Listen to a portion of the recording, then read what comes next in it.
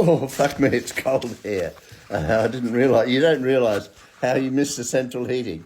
We did get notification from the UK power networks a couple of weeks ago that there would be a power cut today, and it would be on Thursday the 19th between 9 and 10. Well, it's now 10:40 and it's still off, and it actually went off at about 10 past 9. So 30 minutes is bullshit. It's well over an hour now. And of course, with no central heating and nothing working and no hot water, I can't have me cup of tea. Thank God Margaret boiled the kettle earlier, so I've had a moderately good cup of tea, which was great. But I'm still sitting here in the fucking cold and the dark, waiting to see what's going to happen here. And then on Thursday, it's on again in the afternoon. Well, at this rate, that's fucking be off all fucking day by the feel of it. And it's going to get really, really fucking cold in here. Holy shit, you don't realise. Because it was cold last night here in the UK where I am in the central part of the UK, 50 nautical miles north of London, as I keep telling everybody. When's it going to come back on? I don't know. They said half an hour and now it's been well over an hour. So anyway, suck it up, fucking, put a fucking another jacket and another coat and something else on and get warm. In the meantime, the fucking UK is in the shit. Everything sucks. Inflation down to 3%. Still means things cost more. And I'll tell you what, inflation may officially be at 3%, but you go out to shopping, and I'll tell you the other thing that I've noticed, the incredible increase in the past 12 months in takeaway food. You go to any drive-through takeaway place or go and have a fucking burger. They've gone through the roof. Never mind the cost of fish and chips. I don't have a local chippy, but the one I go to, which is about fucking 100 mile away, no, not quite, it's 15 odd pound for a large cod and chips, just on its own. And to have anything else, you can cost up to 20 quid, because I usually eat a couple of those sausages in batter that I heat up for my dinner the next day or something like that. 20 quid. And you look at the cost of takeaway burgers and things now. Oh, Jesus Christ, it's unbelievable. It's extraordinary.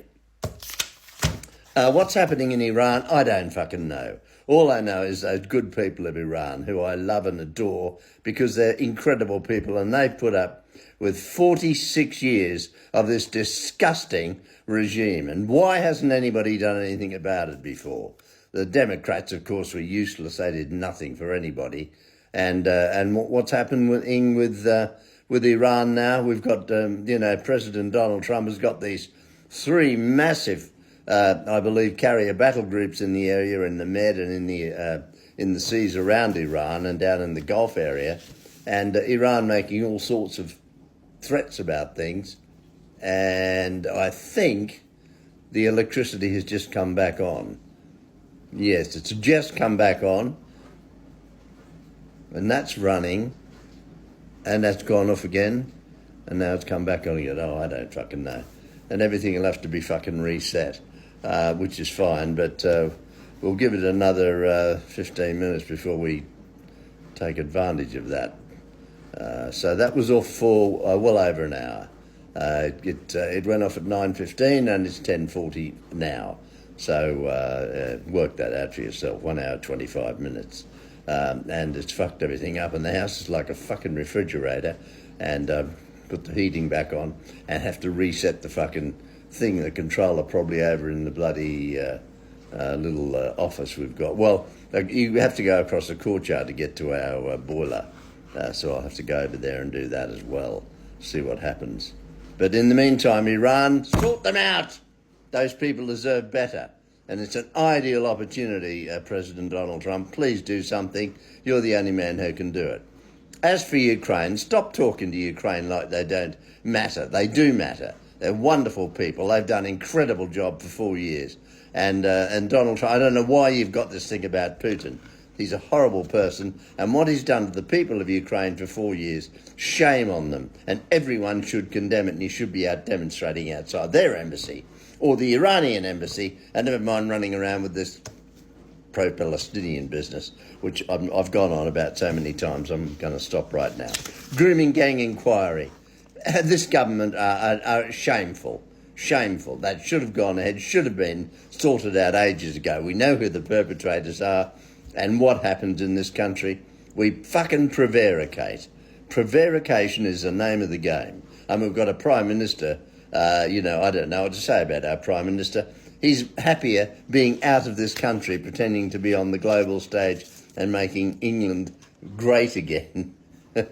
Can you believe it? And Rachel won't spend the money on defence. Our defence forces are a joke.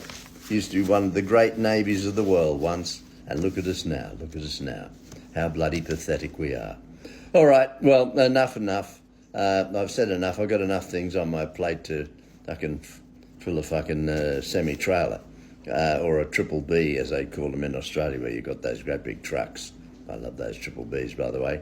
A friend of mine used to drive them, and the triple Bs out there in the west. I remember he used to drive out to Cunnamulla Way and Charleville Way, and then all the way down to Rockhampton and places like that with his triple B.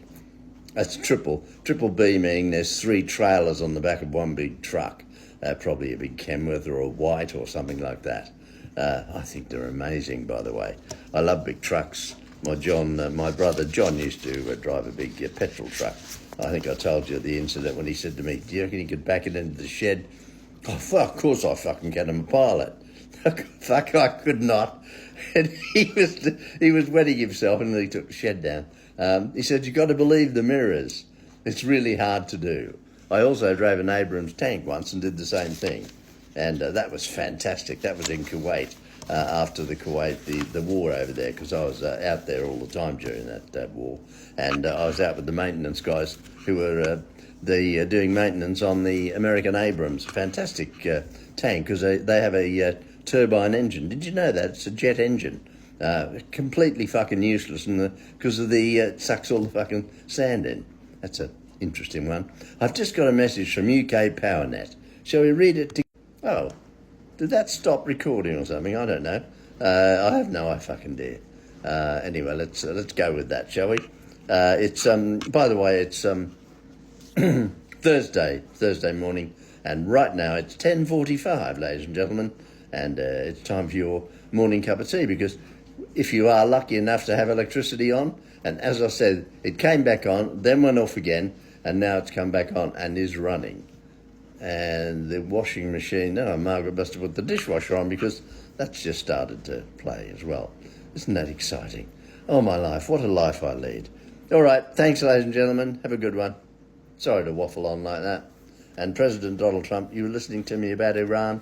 Sort that out, mate, will you? Appreciate it if you would. And here in the UK, a Reform or the other party, I don't know. Who are you going to vote for? I don't know, actually. I'm a little confused on that one. And also all those former Conservative MPs who are now working on the radio stations and talk radio and on the news channels, I can't watch them, because you're the ones who fucked it up in the first place, and now they're all pontificating holier than thou. Can't stand them. Is that just me being honest? I think it is, because one thing I am is honest. I love you all. Take care.